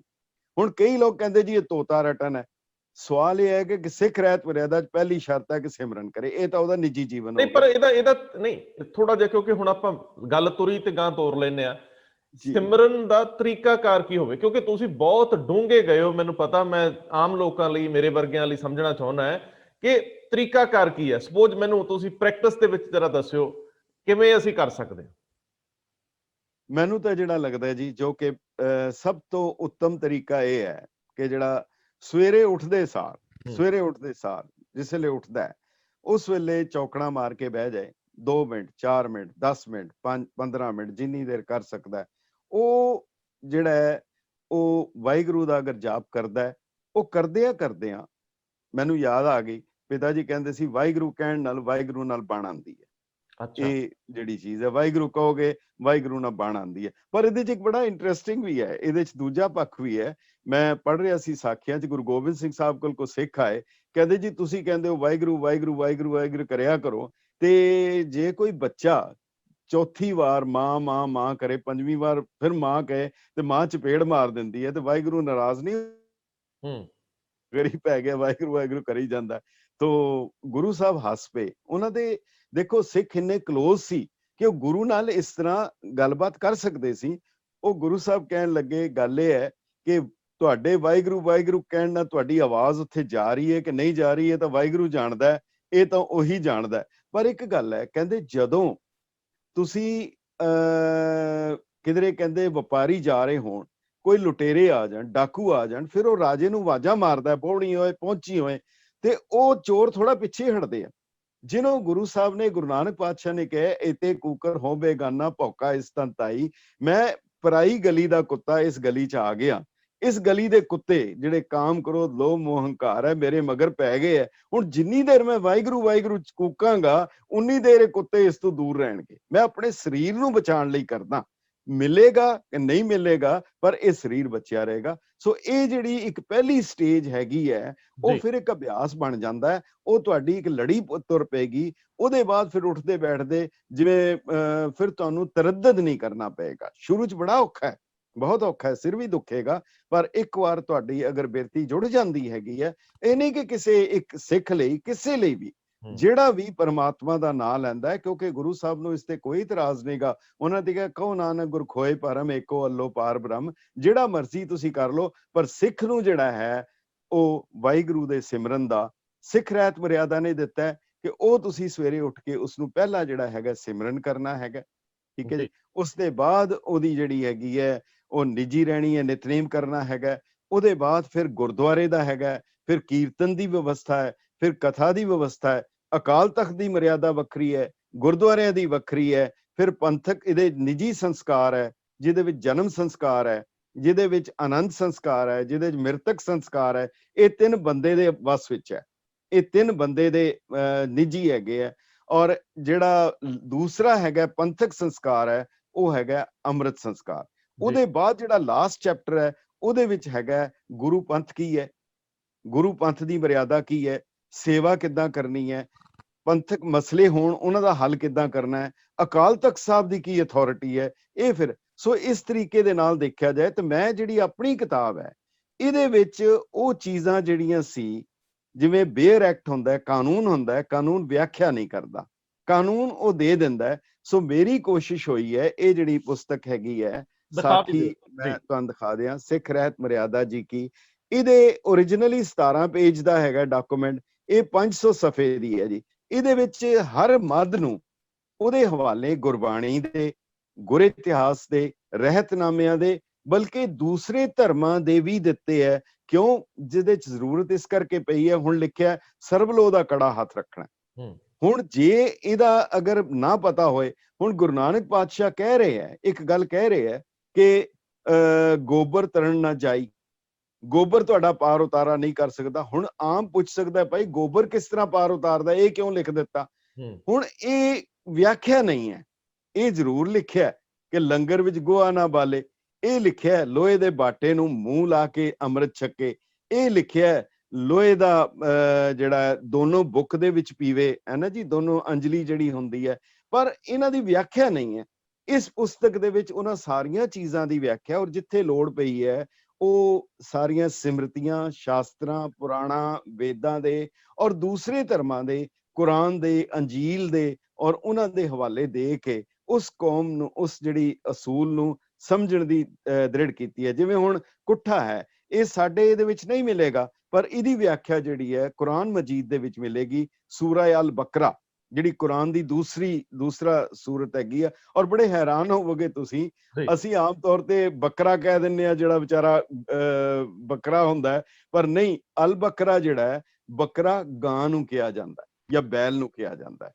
ਸੂਰਾ ਅਲ ਬਕਰਾ, ਬੱਕਰਾ ਗਾਂ ਜਾਂ ਬੈਲ ਨੂੰ ਕਿਹਾ ਜਾਂਦਾ ਹੈ। ਇਸੇ ਕਰਕੇ ਗੁਰਬਾਣੀ ਦੇ ਵਿੱਚ ਵੀ ਆਉਂਦਾ ਹੈ ਕਿ ਈਦ ਬਕਰੀਦ ਜਿਹੜਾ ਹੈ ਜਾ ਕੇ ਗਊ ਜਿਬਾ ਕਰੇ, ਉਹ ਗਊ ਜਿਬਾ ਕਰਨ ਨੂੰ ਬਕਰੀਦ ਕਿਹਾ ਜਾਂਦਾ ਸੀਗਾ। ਸੋ ਅਸਲ ਵਿੱਚ ਗੱਲ ਨੂੰ ਮੰਨਣਾ ਦੂਜੀ ਸਟੇਜ ਹੈ। ਤੁਸੀਂ ਜਿਹੜੀ ਪਹਿਲੀ ਗੱਲ ਕਹੀ, ਸਮਝ ਆ ਜਾਏ, ਫਿਰ ਉਸ ਤੇ ਮੰਨਣਾ ਵੀ ਆਸਾਨ ਹੋ ਜਾਂਦਾ, ਫਿਰ ਉਹਦੇ ਪ੍ਰਤੀ ਜਿਹੜੀ ਹੈ ਉਹ ਸ਼ਰਧਾ ਵੀ ਪੈਦਾ। ਮੈਂ ਲਾਂਬਾ ਸਾਹਿਬ ਤੁਹਾਡੇ ਕੋਲੋਂ ਅਗਲੇ ਐਪੀਸੋਡ ਜਿਹੜੇ ਅਸੀਂ ਜਿਨ੍ਹਾਂ ਦੇ ਵਿੱਚ ਸਮਝਣ ਦੀ ਕੋਸ਼ਿਸ਼ ਕਰਾਂਗੇ, ਜਿਹੜੀ ਸਮਝ ਸਾਨੂੰ ਤਰੱਦਦ ਕਰਕੇ ਆਉਣੀ ਹੈ ਜੇ ਆਪ ਪੜ੍ਹਨਾ ਹੋਵੇ, ਕਿਉਂਕਿ ਤੁਸੀਂ ਉਹਨੂੰ ਜੀਵਿਆ, ਤੁਸੀਂ ਹਵਾਲੇ ਦੂਜੇ ਧਰਮਾਂ ਚੋਂ ਲਏ ਆ, ਔਰ ਬਹੁਤ ਵੱਡੀਆਂ ਕਿਤਾਬਾਂ ਤੁਸੀਂ ਜਿਹੜਾ ਉਹਨਾਂ ਨੂੰ ਪੜ੍ਹਿਆ। ਅਸੀਂ ਚਾਹਾਂਗੇ ਕਿ ਅਸੀਂ ਥੋੜੀ ਘੱਟ ਮਸ਼ੱਕਤ ਕਰਕੇ ਚੀਜ਼ਾਂ ਸਮਝੀਏ, ਪਰ ਜਿੱਥੇ ਸਾਡਾ ਲਾਲਚ ਹੈ, ਸਾਡੀ ਮਤਲਬ ਪ੍ਰਸਤੀ ਹੈ। ਪਰ ਮੇਰਾ ਸਵਾਲ ਇਹ ਹੈ, ਇੱਕ ਹੁਣ 2-3 ਨਿੱਕੇ ਅਸਵਾਲ ਕਰਕੇ ਖਤਮ ਕਰਦੇ ਹਾਂ, ਕਿ ਜਿਹੜੀ ਇਹ ਮਰਿਆਦਾ ਹੈ, ਇਹ ਮਰਿਆਦਾ ਸਿੱਖਾਂ ਦੀ ਹੁੰਦੀ ਹੈ, ਗੁਰਦੁਆਰਿਆਂ ਦੀ ਹੁੰਦੀ ਹੈ, ਜਾਂ ਇਹ ਅਕਾਲ ਤਖਤ ਸਾਹਿਬ ਜਾਂ ਤਖਤਾਂ ਦੀ ਹੁੰਦੀ ਹੈ? ਇਹ ਜਰਾ ਕਲੀਅਰ ਕਰ ਦਿਓ ਜੀ। ਸਭ ਤੋਂ ਇਹਨਾਂ ਤਿੰਨਾਂ ਦਾ ਜਵਾਬ ਦੇਣ ਤੋਂ ਪਹਿਲੇ ਇੱਕ ਚੀਜ਼ ਸਮਝ ਲਈਏ ਕਿ ਮਰਿਆਦਾ ਕਹਿੰਦੇ ਕਿਹਨੂੰ ਹੈ। ਮਰਿਆਦਾ ਕੀ ਚੀਜ਼ ਹੁੰਦੀ ਹੈ? ਮਰਿਆਦਾ ਲਫ਼ਜ਼ ਬਣਿਆ ਸੰਸਕ੍ਰਿਤ ਦੀ ਧਾਤੂ ਤੋਂ ਬਣਿਆ ਹੈ, ਮਰੀਆ ਤੋਂ। ਮਰੀਆ ਨਦੀ ਦੇ ਦੋ ਕਿਨਾਰਿਆਂ ਨੂੰ ਕਿਹਾ ਜਾਂਦਾ ਹੈ। ਜਦੋਂ ਨਦੀ ਦਾ ਪਾਣੀ, ਨਦੀ ਜਿਹੜੀ ਹੈ ਆਪਣੇ ਕਿਨਾਰਿਆਂ ਦੇ ਅੰਦਰ, ਕੰਢਿਆਂ ਦੇ ਅੰਦਰ ਵਗ ਰਹੀ ਹੈ, ਉਹ ਨਦੀ ਹੈ, ਉਹ ਲਾਹੇਵੰਦ ਹੈ। ਪਰ ਜਦੋਂ ਉਹ ਨਦੀ, ਉਹ ਦਰਿਆ ਆਪਣੇ ਕੰਢੇ ਤੋੜ ਦਿੰਦਾ ਹੈ, ਆਪਣੀ ਮਰਿਆ ਤੋਂ ਬਾਹਰ ਚਲਾ ਜਾਂਦਾ ਹੈ, ਉਹ ਫਿਰ ਨਾਮਰਜ਼ਾਦ ਹੋ ਜਾਂਦਾ ਹੈ, ਬਿਨਾਂ ਮਰਜ਼ਾਦਾ ਦੇ ਹੋ ਜਾਂਦਾ ਹੈ, ਉਹ ਤਬਾਹੀ ਹੈ। ਸੋ ਗੁਰੂ ਸਾਹਿਬ ਵੀ ਕਹਿੰਦੇ ਹੈ ਕਿ ਜਦੋਂ ਜੀਵਨ ਮਰਿਆਦਾ ਤੋਂ ਬਾਹਰ ਚਲਾ ਗਿਆ, ਫਿਰ ਉਹ ਬਰਬਾਦੀ ਹੈ, ਤਬਾਹੀ ਹੈ। ਪਰ ਇੱਥੇ ਇੱਕ ਗੱਲ ਦੇਖਣ ਦੀ ਲੋੜ ਹੈ, ਮਰਿਆਦਾ ਚਾਹੀਦੀ ਹੈ। ਮਰਿਆਦਾ ਪੁਰਸ਼ੋਤਮ ਸ਼੍ਰੀ ਰਾਮਚੰਦਰ ਜੀ ਦੀ ਵੀ ਮਰਿਆਦਾ ਹੈ, ਉਹਨਾਂ ਦੀ ਵੀ ਮਰਿਆਦਾ ਹੈ, ਹੋਰਾਂ ਦੀ ਵੀ ਮਰਿਆਦਾ ਹੈ। ਸੋ ਸਾਨੂੰ ਮਰਿਆਦਾ ਚਾਹੀਦੀ ਹੈ, ਪਰ ਮਰਿਆਦਾ ਰਹਿਤ ਦੀ ਚਾਹੀਦੀ ਹੈ। ਰਹਿਤ ਦਾ ਮਤਲਬ ਹੈ ਰਹਿਣੀ ਕਿੱਦਾਂ ਦੀ ਹੋਣੀ ਹੈ, ਸਾਡਾ ਆਚਾਰ ਕਿੱਦਾਂ ਦਾ ਹੋਣਾ ਹੈ। ਫਿਰ ਉਹ ਰਹਿਣੀ ਵੀ ਜਿਹੜੀ ਹੈ, ਕਈ ਜਿਵੇਂ ਇਸ ਤਰ੍ਹਾਂ ਤੇ ਕਾਮਰੇਡਾਂ ਦੀ ਵੀ, ਕਮਿਊਨਿਸਟਾਂ ਦੀ ਵੀ ਰਹਿਣੀ, ਜਾਂ ਆਮ ਬੰਦੇ ਵੀ ਕਹਿੰਦੇ ਚੰਗੀ ਰਹਿਣੀ, ਪਰ ਜਿਹੜੀ ਸਿੱਖ ਨੇ ਰਹਿਣੀ ਜੀਣੀ ਹੈ, ਉਹ ਸਿੱਖ ਰਹਿਤ ਮਰਿਆਦਾ। ਸੋ ਸਿੱਖ ਰਹਿਤ ਮਰਿਆਦਾ 3 ਲਫ਼ਜ਼ਾਂ ਦਾ ਜੋੜ ਹੈ, ਸਿੱਖ ਰਹਿਤ ਮਰਿਆਦਾ। ਇਹਦੇ ਵਿੱਚ ਸਿੱਖ ਦੀ ਪਰਿਭਾਸ਼ਾ ਦਿੱਤੀ ਹੈ, ਵਿਆਖਿਆ ਕੀਤੀ ਗਈ ਹੈ, ਰਹਿਤ ਦੀ ਦਿੱਤੀ ਗਈ ਹੈ, ਔਰ ਇਹਦੇ ਨਾਲ ਮਰਿਆਦਾ ਸਾਰੀ ਬਣਾਈ ਹੈ। ਹੁਣ ਪਹਿਲਾ ਜਿਹੜਾ ਚੈਪਟਰ ਹੈਗਾ, ਉਹ ਹੈਗਾ ਸਿੱਖ ਦੀ ਨਿੱਜੀ ਜ਼ਿੰਦਗੀ ਦਾ, ਸ਼ਖਸੀ ਕਿੱਦਾਂ। ਦੂਜੀ ਹੈਗੀ ਹੈ ਗੁਰਦੁਆਰਿਆਂ ਦੀ ਮਰਿਆਦਾ ਹੈ। ਹੁਣ ਗੁਰਦੁਆਰਿਆਂ ਦੀ ਮਰਿਆਦਾ ਅਸੀਂ ਹੌਲੇ ਮੈਨੂੰ ਲੱਗਦਾ ਹੈ, ਕਿਉਂਕਿ ਉਹਦਾ ਕਾਰਨ ਇਹ ਸੀ, ਜਿਹੜਾ ਇਸ ਕਿਤਾਬ ਦੇ ਲਿਖਣ ਦਾ ਵੀ ਕਾਰਨ ਬਣ ਰਿਹਾ ਹੈ, ਕਿ ਜਿਵੇਂ ਅਸੀਂ ਕਰ ਰਹੇ ਹਾਂ ਗੁਰਦੁਆਰਿਆਂ ਦੇ ਵਿੱਚ ਮਰਿਆਦਾ, ਅਸੀਂ ਬਾਹਰ ਖਾਸ ਕਰਕੇ ਵਿਦੇਸ਼ਾਂ ਵਿੱਚ ਔਰ ਹਿੰਦੁਸਤਾਨ ਵਿੱਚ ਵੀ ਬਦਲ ਰਹੀ ਹੈ। ਤੁਸੀਂ ਹਰਮੰਦਰ ਸਾਹਿਬ ਜਾਓ, ਕੇਸਗੜ੍ਹ ਸਾਹਿਬ ਜਾਓ, ਪਟਨਾ ਸਾਹਿਬ ਜਾਓ, ਕਿਸੇ ਤਖਤ ਸਾਹਿਬ ਤੇ ਚਲੇ ਜਾਓ, ਕਿਸੇ ਪੁਰਾਤਨ ਗੁਰਦੁਆਰੇ ਚਲੇ ਜਾਓ, ਇੱਕ ਚੀਜ਼ ਤੁਸੀਂ ਵੇਖੋਗੇ ਕਿ ਗੁਰੂ ਗ੍ਰੰਥ ਸਾਹਿਬ ਦਾ ਪ੍ਰਕਾਸ਼ ਹੈ, ਔਰ ਉਹਦੇ ਪਰਪੈਂਡੀਕੂਲਰ 90 ਡਿਗਰੀ ਦੇ ਉੱਤੇ ਰਾਗੀ ਸਿੰਘ ਹੈਗੇ ਆ। ਪੁਰਾਤਨ ਜਿਹੜੀਆਂ ਤਸਵੀਰਾਂ ਵੀ ਗੁਰੂ ਸਾਹਿਬ ਦੀਆਂ ਹਰਮੰਦਰ ਸਾਹਿਬ ਵੀ ਲੱਗੀਆਂ, ਗੁਰੂ ਨਾਨਕ ਦੇਵ ਜੀ ਮਹਾਰਾਜ ਦਾ ਭਾਈ ਮਰਦਾਨਾ ਜੀ ਗੋਡੇ ਨਾਲ ਗੋਡਾ ਜੋੜ ਕੇ ਬੈਠੇ ਆ, ਉਹ ਐਲ ਸ਼ੇਪ ਵਿੱਚ ਹੈਗੀ ਹੈ ਸਾਰੀ ਜਗ੍ਹਾ। ਉਹਦਾ ਕਾਰਨ ਹੈ ਕਿ ਉਹਨਾਂ ਨੇ ਕੀਰਤਨ ਗੁਰੂ ਨੂੰ ਸੁਣਾਣਾ। ਹੁੰਦਾ ਕੀ ਹੈ, ਜਿਵੇਂ ਵਿਦੇਸ਼ਾਂ ਵਿੱਚ ਹੋ ਗਿਆ ਜਾਂ ਇੱਥੇ ਹੋ ਗਿਆ, ਵੱਡੇ ਹਾਲ ਬਣ ਗਏ। ਪੁਰਾਣੇ ਸਾਰੇ ਪੰਜਾਬ ਦੇ ਇਤਿਹਾਸਕ ਗੁਰਦੁਆਰੇ ਦੇ ਹਾਲ ਬੜੇ ਛੋਟੇ ਹੁੰਦੇ ਸੀ, ਉਹਦੇ ਬਾਅਦ ਬਰਾਂਡਾ ਹੁੰਦਾ ਸੀ, ਫਿਰ ਵਿਹੜਾ ਹੁੰਦਾ ਸੀ, ਇਹ ਉਹਦੀ ਸਿਲਸਿਲਾ ਸੀ। ਅਸੀਂ ਕੀ ਕਰ ਦਿੱਤਾ, ਵੱਡੇ ਹਾਲ ਬਣਾ ਦਿੱਤੇ, 1000 ਬੰਦਿਆਂ ਦੇ ਅੰਦਰ ਬੈਠਾ ਇੱਕ ਰਾਗੀ ਸਿੰਘ ਹੁੰਦੇ ਆ ਤੇ ਇੱਕ ਸੁਣਨ ਵਾਲਾ ਹੁੰਦਾ, ਜਾਂ ਕਈ ਵਾਰੀ ਤੇ ਉਹ ਵੀ ਨਹੀਂ ਹੁੰਦੇ, ਔਰ ਉਹਦਾ ਨਤੀਜਾ ਕੀ ਨਿਕਲਿਆ ਕਿ ਉਹ ਰਾਗੀ ਉਹਨਾਂ ਨੇ ਜਿਹੜੀ ਸਟੇਜ ਸੀ, ਜਿਹੜੀ ਐਲ ਸ਼ੇਪ ਦੀ ਬਜਾਏ ਉਹ ਉਹਨਾਂ ਨੇ ਕਰ ਦਿੱਤੀ ਹੈ ਉਹਦੇ ਬਰਾਬਰ ਕਰ ਦਿੱਤੀ ਹੈ, ਪੈਰਲਲ ਬਣਾਤੀ ਗੁਰੂ ਗ੍ਰੰਥ ਸਾਹਿਬ ਦੇ। ਹੁਣ ਉਹਦਾ ਮੂੰਹ ਸੰਗਤ ਵਾਲਾ, ਸੰਗਤ ਹੈ ਨਹੀਂ ਗੀ, ਉਹਨੂੰ ਮਾਯੂਸੀ ਹੁੰਦੀ ਹੈ। ਸੋ ਇੱਕ ਤਾਂ ਇਹ ਬੁਨਿਆਦੀ ਤੌਰ ਤੇ ਜਿਵੇਂ ਰਹਿਤ ਮਰਿਆਦਾ ਦੀ ਸੀਗੀ। ਦੂਸਰੀ ਚੀਜ਼ ਜਿਹੜੀ ਹੈਗੀ ਹੈ, ਤੁਸੀਂ ਦੇਖੋਗੇ ਹਰਮੰਦਰ ਸਾਹਿਬ ਦੀ ਮਰਿਆਦਾ ਔਰ ਅਕਾਲ ਤਖਤ ਸਾਹਿਬ ਦੀ ਮਰਿਆਦਾ ਬਿਲਕੁਲ ਵੱਖਰੀ ਹੈ। ਉਹਦਾ ਕਾਰਨ ਹੈਗਾ ਕਿ ਇਹ ਜਿਹੜਾ ਹੈ ਇਹ ਦਰਬਾਰ ਹੈ। ਇੱਥੇ ਹਰਮੰਦਰ ਸਾਹਿਬ ਦੇ ਵਿੱਚ ਮਹਾਰਾਜ ਦੀ ਪਾਲਕੀ ਬਾਹਰੋਂ ਆਉਂਦੀ ਹੈ, ਅਕਾਲ ਤਖਤ ਸਾਹਿਬ ਤੋਂ ਆਉਂਦੀ ਹੈ। ਪਾਲਕੀ ਇੱਕ ਸਵਾਰੀ ਹੈ, ਪਾਲਕੀ ਬਾਹਰ ਰੁਕ ਜਾਂਦੀ ਹੈ। ਸਵੇਰ ਵੇਲੇ ਹਰਮੰਦਰ ਸਾਹਿਬ ਦੇ ਵਿੱਚ ਕੀਰਤਨ ਹੋ ਰਿਹਾ ਹੁੰਦਾ ਹੈ। ਮਹਾਰਾਜ ਦੀ ਕੀਰਤਨ ਹੁੰਦੇ ਦੌਰਾਨ ਮਹਾਰਾਜ ਦੀ ਪਾਲਕੀ ਆ ਕੇ ਉਹ ਮੰਜੀ ਸਾਹਿਬ ਦੇ ਉੱਤੇ ਸੁਸ਼ੋਭਿਤ ਕਰਦੇ ਆ, ਕੀਰਤਨ ਰੁਕ ਜਾਂਦਾ। ਇਹ ਨਹੀਂ ਹੁੰਦਾ ਕਿ ਗੁਰੂ ਸਾਹਿਬ ਆ ਕੇ ਬੈਠੇ ਹੋਣ ਤੇ ਸੰਗਤ ਦਾ ਇੰਤਜ਼ਾਰ ਕਰਨ। ਸੰਗਤ ਇੰਤਜ਼ਾਰ ਗੁਰੂ ਦਾ ਕਰਦੀ ਹੈ, ਗੁਰੂ ਸੰਗਤ ਦਾ ਇੰਤਜ਼ਾਰ ਨਹੀਂ ਕਰਦਾ। ਇਹ ਮਰਿਆਦਾ ਸੀਗੀ ਸਮਝਣ ਵਾਲੀ। ਹੁਣ ਉਹ ਜਿਹੜਾ ਸਿਸਟਮ ਜਿਹੜਾ ਗੁਰੂ ਸਾਹਿਬ ਨੇ ਬਣਾਇਆ ਸੀ, ਉਸ ਤਰੀਕੇ ਦੇ ਨਾਲ ਜਿਹੜਾ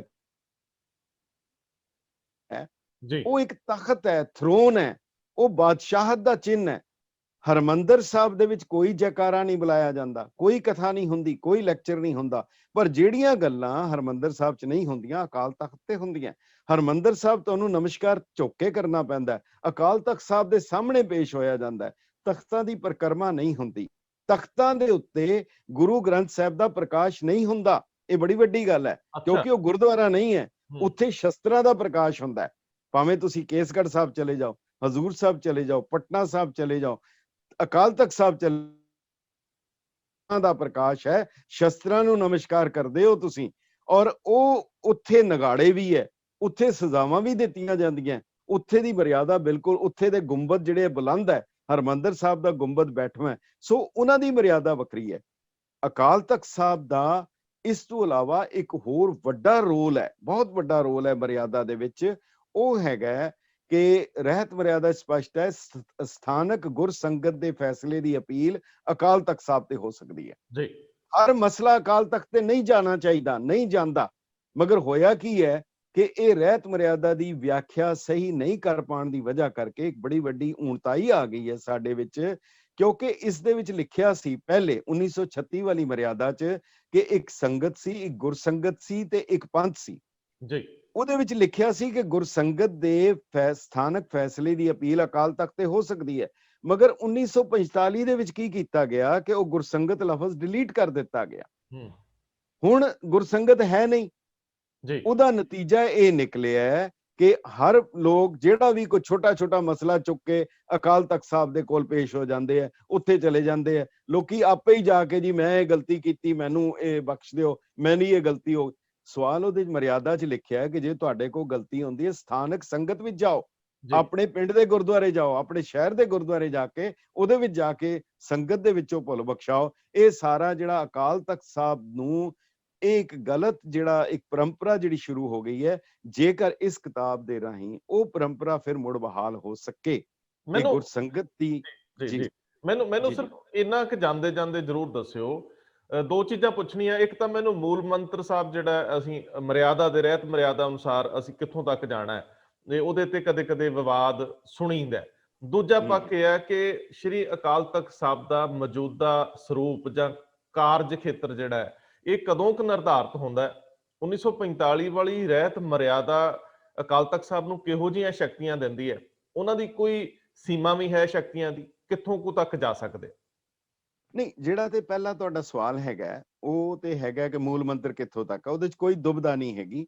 ਉਹਦੇ ਵਿੱਚ ਰਹਿਤ ਮਰਿਆਦਾ ਜਿਹੜੀ ਸਾਰੇ ਪੰਥ ਨੇ ਸਮੁੱਚੇ ਤੌਰ ਦੇ ਉੱਤੇ ਪ੍ਰਵਾਨ ਕੀਤੀ ਹੈ, ਉਹ ਹੈਗੀ ਹੈ ਮੂਲ ਮੰਤਰ ਗੁਰਪ੍ਰਸਾਦ ਤੱਕ ਹੈਗਾ ਜੀ। ਔਰ ਇਹਦੇ ਵਿੱਚ ਕੋਈ ਨਹੀਂ। ਹਾਂ, ਹੁਣ ਕਈ ਜਗ੍ਹਾ ਤੁਹਾਨੂੰ ਨਾਨਕ ਹੋਸੀ ਵੀ ਸੱਚ ਤੱਕ ਮਿਲਿਆ ਲਿਖਿਆ ਮਿਲਦਾ ਹੈ, ਪਰ ਉਹ ਪਹਿਲੀ ਪੌੜੀ ਹੈ, ਪਹਿਲੀ ਪੌੜੀ ਹੈਗੀ ਹੈ। ਸੋ ਅਗਰ ਕੋਈ ਪਹਿਲੀ ਪੌੜੀ ਦਾ ਜਾਪ ਕਰ ਰਿਹਾ, ਇਹ ਨਹੀਂ ਕਿ ਕੋਈ ਵਾਇਲੇਸ਼ਨ ਕਰ ਰਿਹਾ, ਪਰ ਜੇ ਪੁੱਛਿਆ ਜਾਏਗਾ ਕਿ ਮੂਲ ਮੰਤਰ ਕਿੱਥੇ ਤੱਕ ਹੈ, ਉਹ ਜਿਹੜਾ ਹੈ ਗੁਰਪ੍ਰਸਾਦ ਤੱਕ, ਜਿਹੜਾ ਗੁਰੂ ਗ੍ਰੰਥ ਸਾਹਿਬ ਵਿੱਚ ਬੜੀ ਥਾਈਂ ਵਰਤਿਆ ਗਿਆ।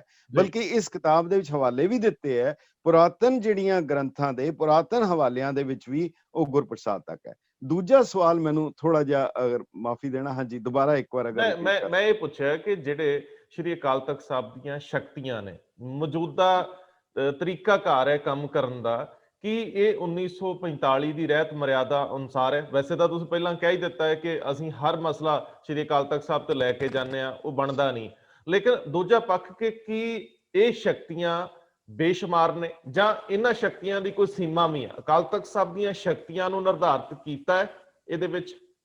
ਤੁਹਾਡਾ ਇਹ ਸਵਾਲ ਬੜਾ ਅਹਿਮ ਹੈ, ਔਰ ਜਿਵੇਂ ਮੈਂ ਸ਼ੁਰੂ ਦੇ ਵਿੱਚ ਅਰਜ਼ ਕੀਤਾ ਹੈ ਕਿ ਸਿੱਖ ਗੁਰਦੁਆਰਾ ਐਕਟ ਦੇ ਰਾਹੀਂ ਸ਼੍ਰੋਮਣੀ ਗੁਰਦੁਆਰਾ ਪ੍ਰਬੰਧਕ ਕਮੇਟੀ ਹੋਂਦ ਵਿੱਚ ਆਈ ਹੈ। ਸ਼੍ਰੋਮਣੀ ਗੁਰਦੁਆਰਾ ਪ੍ਰਬੰਧਕ ਕਮੇਟੀ ਦਾ ਕੰਮ ਗੁਰਦੁਆਰਾ ਪ੍ਰਬੰਧਕ ਕਮੇਟੀ ਹੈ, ਯਾਨੀ ਗੁਰਦੁਆਰਿਆਂ ਦਾ ਪ੍ਰਬੰਧ ਕਰਨਾ। ਕਾਨੂੰਨੀ ਤੌਰ ਤੇ, ਧਾਰਮਿਕ ਤੌਰ ਤੇ, ਅਧਿਆਤਮਕ ਤੌਰ ਤੇ, ਪੰਥਕ ਤੌਰ ਦੇ ਉੱਤੇ ਅਕਾਲ ਤਖਤ ਸਾਹਿਬ ਗੁਰਦੁਆਰਾ ਨਹੀਂ ਹੈ। ਪਹਿਲੀ ਗੱਲ ਤਾਂ ਇਹ ਸਮਝ ਲੈਣੀ ਚਾਹੀਦੀ ਹੈ। ਇਹਦਾ ਮਤਲਬ ਇਹ ਹੋ ਗਿਆ ਕਿ ਇਹ ਇਸ ਦਾ ਅਧਿਕਾਰ ਖੇਤਰ ਸ਼੍ਰੋਮਣੀ ਕਮੇਟੀ ਤੋਂ ਬਾਹਰ ਹੈ। ਪਹਿਲੀ ਗੱਲ ਤਾਂ ਇਹ, ਜੇ ਇਸ ਨੂੰ ਸਹੀ ਰੂਪ ਵਿੱਚ ਲਿਆ ਜਾਏ, ਕਿਉਂਕਿ ਗੁਰਦੁਆਰਾ ਪ੍ਰਬੰਧਕ ਕਮੇਟੀ ਦਾ ਕੰਮ ਗੁਰਦੁਆਰਿਆਂ ਦਾ ਪ੍ਰਬੰਧ ਕਰਨਾ ਹੈ, ਇਹ ਗੁਰਦੁਆਰਾ ਨਹੀਂ ਹੈ, ਇਹ ਤਖਤ ਹੈ, ਪਹਿਲੀ ਗੱਲ। ਦੂਜਾ ਜਿਹੜਾ ਮਸਲਾ ਹੈ, ਇੱਕ ਬੜੀ ਵੱਡੀ ਚੀਜ਼ ਹੈ, ਜਿਵੇਂ ਮੈਂ ਸ਼ੁਰੂ ਚ ਅਰਜ਼ ਕੀਤੀ ਸੀ ਕਿ ਸਿੱਖ ਪੰਥ ਦੇ ਕੋਲ ਇੱਕ ਐਸੀ ਸ਼ਕਤੀ ਹੈ ਜਿਹੜੀ ਅਕਾਲ ਤਖਤ ਸਾਹਿਬ, ਜਿਹੜੀ ਸ਼ੁਰੂ ਤੋਂ ਰਹੀ ਹੈ, ਉਹ ਤਖਤੀ ਉਸ ਸ਼ਕਤੀ ਦੇ ਅੱਗੇ ਭਾਵੇਂ ਸ਼ੇਰੇ ਪੰਜਾਬ ਹੋਏ, ਭਾਵੇਂ ਵੱਡੇ ਅਕਾਲੀ ਲੀਡਰ ਰਹੇ ਹੋਣ, ਭਾਵੇਂ ਕੋਈ ਵੱਡੇ ਮਿਨਿਸਟਰ ਰਹੇ ਹੋਣ, ਭਾਵੇਂ ਕੋਈ ਰਾਸ਼ਟਰਪਤੀ ਰਿਹਾ ਹੋਏ, ਹਰ ਕਿਸੇ ਨੂੰ ਇਹਦੇ ਅੱਗੇ ਝੁਕਣਾ ਪੈਂਦਾ। ਇਹਦੇ ਵਿੱਚ ਜਿਹੜੀ ਗੱਲ ਮੈਂ ਤੁਹਾਨੂੰ ਕਹਿਣੀ ਚਾਹਾਂਗਾ, ਜਿਹੜਾ ਸਿੱਖ ਪੰਜਾਬ ਹਿੰਦੁਸਤਾਨ ਦੇ ਵਿੱਚ ਵਸਦਾ ਹੈ, ਉਹਦੀ ਇੱਕ ਬੜੀ ਵੱਡੀ ਦੁਬਿਧਾ ਹੈ। ਇਸ ਗੱਲ ਨੂੰ ਪੰਥ ਦੇ ਆਗੂਆਂ ਨੂੰ ਔਰ ਮੁਲਕ ਦੇ ਆਗੂਆਂ ਨੂੰ ਸਮਝਣਾ ਪਏਗਾ, ਉਹਦਾ ਹੱਲ ਲੱਭਣਾ ਪਏਗਾ ਕਿ ਹੋਰ ਕਿਸੇ ਕੌਮ ਦੀ ਇਹ ਤਰਾਸਦੀ ਨਹੀਂ ਹੈ, ਇਹ ਮਸਲਾ ਨਹੀਂ ਹੈ, ਸਿੱਖਾਂ ਦਾ ਹੈ। ਉਹ ਇਹ ਹੈ ਕਿ ਇੱਕ ਤਾਂ ਜਿਹੜੇ ਹਿੰਦੁਸਤਾਨ ਦੇ ਵਿੱਚ ਸਿੱਖ ਵਸਦਾ ਹੈ, ਉਹਦੇ ਤੇ constitution of India the authority ਹੈ, ਉਹਨੂੰ ਉਹਦੇ ਅੰਡਰ ਰਹਿਣਾ ਹੈ, ਭਾਵੇਂ ਉਹ ਹਾਂ ਕਰੇ ਜਾਂ ਨਾ ਕਰੇ, ਉਹ ਉਸ ਸ਼ਕਤੀ ਤੋਂ ਮੁਨਕਰ ਨਹੀਂ ਹੋ ਸਕਦਾ, ਉਹਦੀ ਅਥਾਰਟੀ ਤੋਂ। ਨੰਬਰ 2, ਸਿੱਖ ਦੇ ਉੱਤੇ ਧਾਰਮਿਕ ਤੌਰ ਦੇ ਉੱਤੇ ਅਕਾਲ ਤਖਤ ਸਾਹਿਬ ਦੀ ਅਥਾਰਟੀ ਵੀ ਹੈ।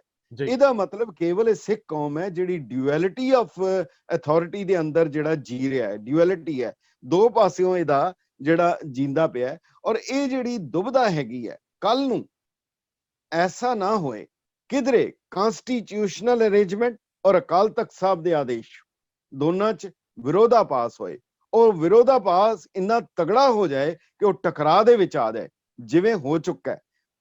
ਜਥੇਦਾਰ ਗੁਰਦਿਆਲ ਸਿੰਘ ਜੀ ਅਜਨੋਆ ਵੇਲੇ ਜਦੋਂ ਨਿਰੰਕਾਰੀਆਂ ਦੇ ਬਾਰੇ ਹੁਕਮਨਾਮਾ ਜਾਰੀ ਹੋਇਆ, ਉਸ ਵੇਲੇ ਹਾਈ ਕੋਰਟ ਨੇ ਉਹਨਾਂ ਨੂੰ ਸੰਮਨ ਭੇਜੇ ਸੀ। ਜਥੇਦਾਰ ਸਾਹਿਬ ਨੇ ਫਾੜ ਕੇ ਸੁੱਟ ਦਿੱਤੇ ਸੀ, ਤੁਹਾਡੇ ਤੇ ਮੇਰੀ ਦੁਨਿਆਵੀ ਅਦਾਲਤ ਜਿਹੜੀ ਹੈ ਉਹ ਲਾਗੂ ਨਹੀਂ ਹੈ, ਇਹ ਉਹਨਾਂ ਨੇ ਸੁੱਟ ਦਿੱਤਾ ਸੀਗਾ ਜੀ। ਉਸ ਦੇ ਬਾਅਦ ਭਾਈ ਰਣਜੀਤ ਸਿੰਘ ਜੀ ਵੇਲੇ ਵੀ ਹੋਇਆ ਕਿ ਉਹਨਾਂ ਨੂੰ ਵੀ ਸੁਪਰੀਮ ਕੋਰਟ ਚ ਸੰਮਨ ਆਉਣ ਦਾ ਹੋਇਆ, ਔਰ ਉਹਨਾਂ ਨੇ ਕਿਹਾ ਸੀ ਕਿ ਮੈਂ ਬਤੌਰੇ ਜਥੇਦਾਰ ਦੇ ਨਹੀਂ ਪੇਸ਼ ਹੋਵਾਂਗਾ। ਇਹ ਬੜੇ ਇੰਪੋਰਟੈਂਟ ਮਸਲੇ ਹੈ। ਹੁਣ ਕੱਲ ਨੂੰ ਕੋਈ ਐਸਾ ਜਥੇਦਾਰ ਆ ਜਾਏ ਜਾਂ ਐਸਾ ਜੱਜ ਆ ਜਾਏ ਜਿਹੜੀ ਉਹ ਟਕਰਾਅ ਦੀ ਸਥਿਤੀ ਬਣ ਜਾਏ, ਇਹਦਾ ਮਤਲਬ ਅਸੀਂ ਕਨਸਟੈਂਟਲੀ ਲਗਾਤਾਰ ਇੱਕ ਪਾਵਰ ਜਿਹੜਾ ਟਾਈਮ ਬੰਬ ਦੇ ਉੱਤੇ ਅਸੀਂ ਬੈਠੇ ਹਾਂ, ਕਿਸੇ ਵੇਲੇ ਵੀ ਉਹ ਨੌਬਤ ਆ ਸਕਦੀ ਹੈ।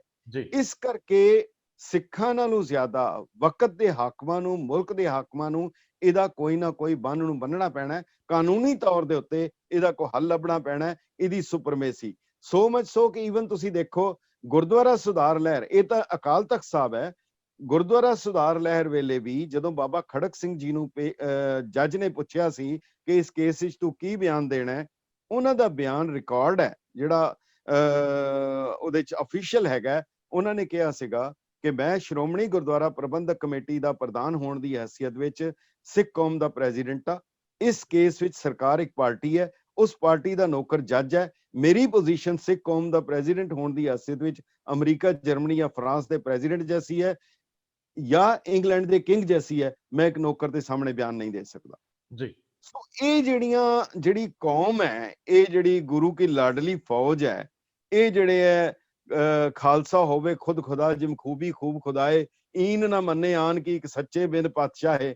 ਇਹਨਾਂ ਨੂੰ ਭਿੜਨ ਵਿੱਚ ਕੋਈ ਜ਼ਿਆਦਾ ਹੀ ਮੈਨੂੰ ਲੱਗਦਾ ਹੈਗਾ ਕਿ ਫਿਰ ਉਹ ਜਦੋਂ ਉਹ ਨੌਬਤ ਆ ਜਾਏ ਫਿਰ ਇਹ ਭਿੜਨ ਵਿੱਚੋਂ ਗੁਰੇਜ਼ ਨਹੀਂ ਕਰਦੇ। ਪਰ ਇਹ ਜਿਹੜੀ ਚੀਜ਼ ਹੈ ਬੜੀ ਗੰਭੀਰ ਹੈ, ਜਿਹੜੀ ਗੁਰਦੁਆਰਾ ਐਕਟ ਦੇ ਵਿੱਚ ਹੈਗੀ ਹੈ ਔਰ ਰਹਿਤ ਮਰਿਆਦਾ ਚ ਹੈ। ਮਗਰ ਇਹਦੇ ਵਿੱਚ ਸਾਫ਼ ਲਿਖਿਆ, ਬੜੇ ਸਪਸ਼ਟ ਤੌਰ ਦੇ ਉੱਤੇ ਹੈਗਾ ਕਿ ਅਗਰ ਕੋਈ ਸਥਾਨਕ ਮਸਲਾ ਹੁੰਦਾ ਉਹਦਾ ਨਿਪਟਾਰਾ ਸ੍ਰੀ ਅਕਾਲ ਤਖਤ ਸਾਹਿਬ ਕਰ ਸਕਦਾ ਹੈ। ਅਕਾਲ ਤਖਤ ਸਾਹਿਬ ਦੀ ਅਥਾਰਟੀ ਸੁਪਰੀਮ ਹੈ। ਅੱਜ ਤੱਕ ਕੋਈ ਬੰਦਾ ਇਸ ਅਥਾਰਟੀ ਨੂੰ ਚੈਲੰਜ ਨਹੀਂ ਕਰ ਸਕਿਆ, ਔਰ ਜੇ ਹੋਇਆ ਵੀ ਹੈ ਤੇ ਉਹ ਇਤਿਹਾਸ ਦੇ ਹਨੇਰੇ ਵਰਕਿਆਂ ਦੇ ਵਿੱਚ ਲੁਪਤ ਹੋ ਜਾਂਦੇ ਆ। ਉਸ ਦਾ ਕੋਈ ਫਿਰ ਕੋਈ ਪੁੱਛਣ ਵਾਲਾ ਵੀ ਨਹੀਂ ਉਹਦੀ ਅਹਿਮੀਅਤ ਨਹੀਂ ਬਚਦੀ ਜਿਹੜਾ ਵੀ ਖੜਾ ਹੋਇਆ ਤਖਤ ਸਾਹਿਬ ਦੇ ਅੱਗੇ। ਲੇਕਿਨ ਮੈਂ ਇਹ, ਕਿਉਂਕਿ ਹੈ ਤਾਂ ਇੱਕ ਲਾਈਨ ਦਾ ਹੀ ਜਵਾਬ ਹੋਊਗਾ, ਜ਼ਰੂਰ ਜੀ ਜ਼ਰੂਰ। ਉਹ ਇਹ ਹੈ ਕਿ ਪਹਿਲੀ ਵਾਰੀ ਜਿਹੜਾ ਮੌਜੂਦਾ ਪ੍ਰਬੰਧ ਆ ਤਖਤ ਸਾਹਿਬ ਦਾ, ਸ਼੍ਰੀ ਅਕਾਲ ਤਖਤ ਸਾਹਿਬ ਦਾ, ਉਹ ਕਦੋਂ ਸਥਾਪਿਤ ਹੋਇਆ? ਜਦੋਂ ਪਹਿਲੀ ਵਾਰੀ ਉੱਥੇ ਜਥੇਦਾਰ ਬੈਠੇ ਬਿਲਡਿੰਗਸ ਤੋਂ ਬਾਅਦ? ਇਹ ਇਸ ਤੋਂ ਪਹਿਲੇ ਜਿਹੜਾ ਸੀ ਨਾ ਜੀ, ਅਕਾਲੀ ਫੂਲਾ ਸਿੰਘ ਦੇ ਵੇਲੇ ਹੁੰਦਾ ਸੀਗਾ ਲਾਸਟ, ਜਿਹੜਾ ਹੈਗਾ ਜਦੋਂ ਅਕਾਲ ਤਖਤ ਸਾਹਿਬ ਦੇ ਉੱਤੇ ਸੀਗੇ। ਉਹਦੇ ਬਾਅਦ ਗੁਰਦੁਆਰਾ ਜਦੋਂ ਮਹੰਤ ਆ ਗਏ, ਫਿਰ ਉਹ ਸਰਬਰਾਹ ਵਗੈਰਾ ਆਉਂਦੇ ਰਹੇ। ਉਹ ਸਰਬਰਾਹ ਕਰਪਟ ਹੋ ਗਏ।